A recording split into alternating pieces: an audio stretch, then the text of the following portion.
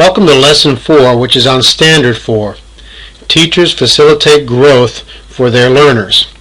Standard 4 is actually broken up into 8 subcategories or substandards, of which we'll get to in just a second. For those of you watching the video for the first time, we're going to do a quick review on the performance ratings that the state uses to evaluate you. First is developing. If you are a developing teacher, that means you have not yet established competency for that standard, but you are working towards growing to establishing that competency.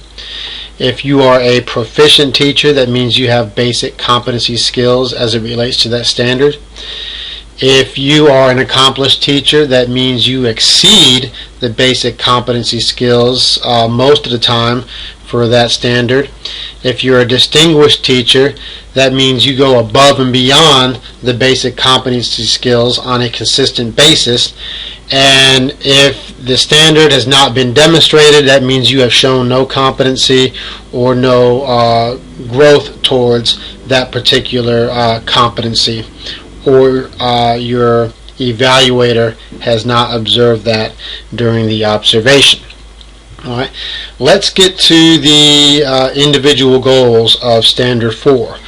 Goal 1, letter A, teachers know the ways in which learning takes place and they know the appropriate levels of intellectual, physical, social, and emotional development for their learners. That's a mouthful.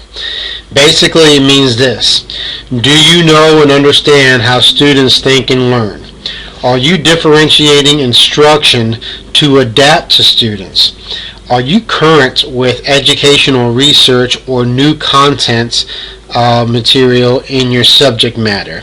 Are you evolving as a professional as the teaching profession itself evolves? That is all wrapped up in goal number 1 under Standard 4. Goal number 2, as I scroll down a bit, teachers plan instruction appropriate for their learners. Are you collaborating with other educators? Are you using data to plan and modify your instruction? Do you involve students in any way in the learning or instructional process? Are you differentiating your instruction based on the cultural diversity in your classroom or the needs of your students? All these relate to teachers planning appropriate instruction for their learners. Let's scroll on down to goal number 3, letter C.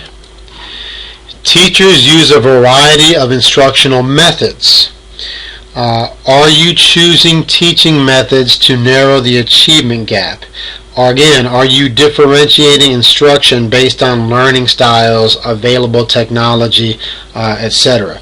You're going to see a lot about differentiating instruction under this particular standard, and this is also going to relate quite a bit back to the lesson on Bloom's taxonomy.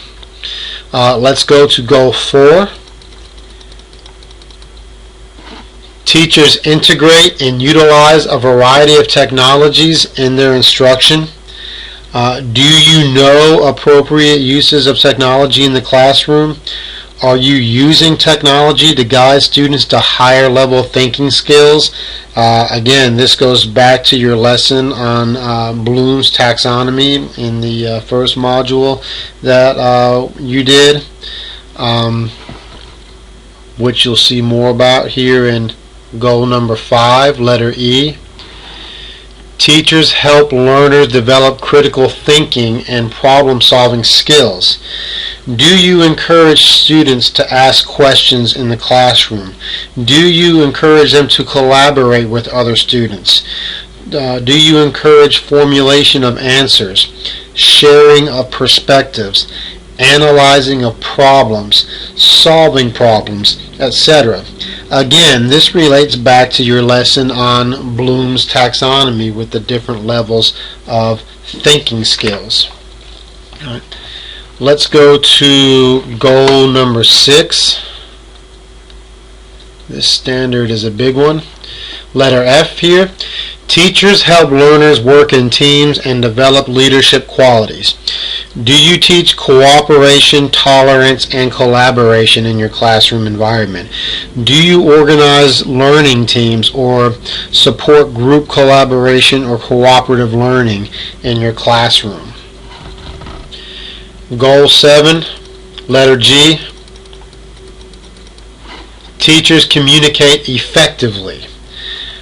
Do you effectively communicate or get through to your students, get your point across, provide clear directions, clear instruction? Are you open to assisting students who need clarification or would like to express their ideas? Do you have, so to speak, an open door policy, or do you encourage questioning in your classroom?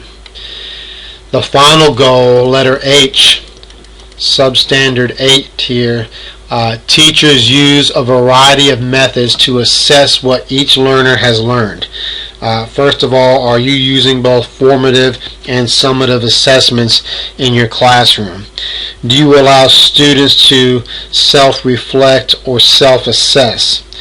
Are your assessments relevant for allowing students to demonstrate their knowledge in a 21st century or as it relates to a 21st century society?